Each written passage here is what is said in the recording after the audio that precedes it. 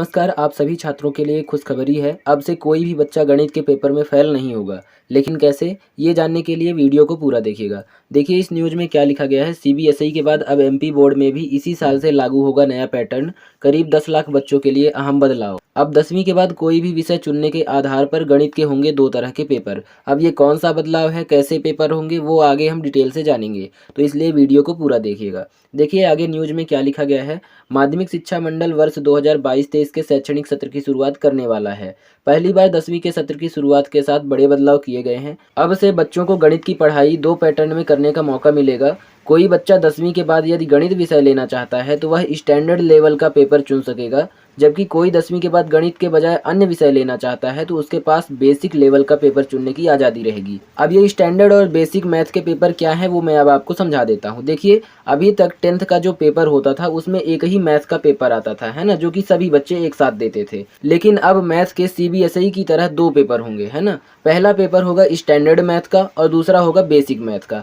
अब स्टैंडर्ड का मतलब क्या हुआ, स्टैंडर्ड मैथ में थोड़ा सा अच्छे क्वेश्चन आएंगे, यानी कि जो अच्छे से मैथ पढ़ा होगा उसके लायक क्वेश्चन आएंगे। और बेसिक मैथ में थोड़ा सा नॉर्मल क्वेश्चन आएंगे, यानी कि ज़्यादा कठिन नहीं आएंगे।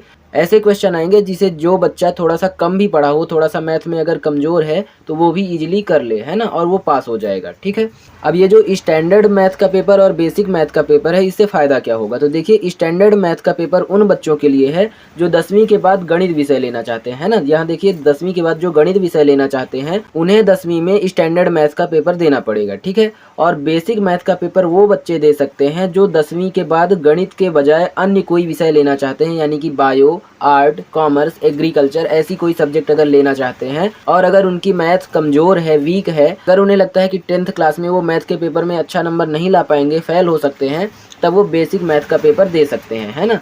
आगे देखिए क्या लिखा गया है। इसके लिए बच्चे को परीक्षा फॉर्म भरते वक्त विकल्प चुनना होगा। हर साल 10 लाख बच्चे एमपी बोर्ड की 10वीं की परीक्षा देते हैं। वर्तमान में गणित की परीक्षा स्टैंडर्ड लेवल पर होती है। इस वजह से एमपी बोर्ड में बच्चे बड़ी संख्या में गणित में फेल हो जाते हैं। दूसरा बदलाव सेल्फ असेसमेंट का होगा। इसके 25% अंक खुद, दोस्तों और टीचर्स के हाथों मिलेंगे। अब देखिए स्टैंडर्ड मैथ और बेसिक मैथ आप चुनेंगे कैसे।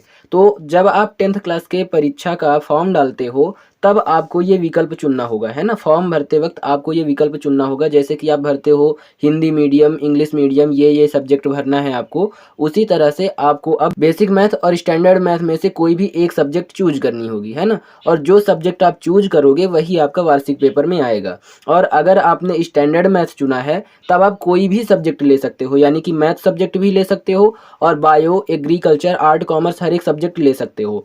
लेकिन अगर आपने बेसिक मैथ चुना है 10th में, तब आप 11th में मैथ नहीं ले सकते हो। मैथ के अलावा बाकी आप और कोई सब्जेक्ट ले सकते हो। ठीक है। फिर देखिए इसमें और क्या लिखा गया है। बच्चे और उनके दोस्त कर सकेंगे सेल्फ असेसमेंट। 25% अंक टीचर्स, साथी और खुद के हाथों में।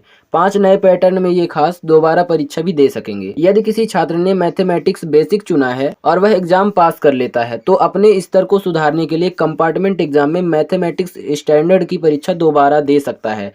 मान लीजिए आपने जब 10th का फॉर्म डाला, है ना, 10th का जब आप परीक्षा फॉर्म डालते हो उसमें आपने बेसिक मैथ का चयन कर लिया कि आप बेसिक मैथ का पेपर दोगे और आपने वो बेसिक मैथ का पेपर दिया और उसे पास भी कर लिया। अब अगर आप चाहते हो कि मैंने बेसिक पास कर लिया है, मेरी मैथ अच्छी है, अब मैं स्टैंडर्ड लेना चाहता हूँ, तो आप स्टैंडर्ड पेपर दोबारा दे सकते हो, है ना।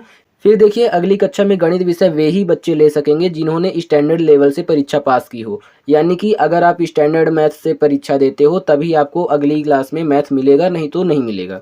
बेसिक गणित वही छात्र चुने जिन्हें कक्षा 11वीं में गणित विषय ना लेनी हो। यानी कि अगर आपको 11th या 12th क्लास में मैथ सब्जेक्ट ना लेनी हो तभी आप बेसिक मैथ चुने। अन्यथा अगर आपको मैथ लेनी हो तो आप स्टैंडर्ड मैथ ही चुने, क्योंकि उसी से आपको 11th 12th में मैथ मिलेगी। वीडियो पसंद आया हो तो वीडियो को लाइक कर दीजिए और वीडियो को दोस्तों के साथ शेयर करना ना भूलें, ताकि उनकी भी मदद हो सके। अगर वो मैथ में कमज़ोर हो तो उनकी ये चिंता दूर हो जाए कि वो मैथ में फेल हो जाएंगे, है ना। तो अपने दोस्तों के साथ जरूर शेयर करिएगा। मिलते हैं अगली वीडियो में, तब तक के लिए नमस्कार, धन्यवाद।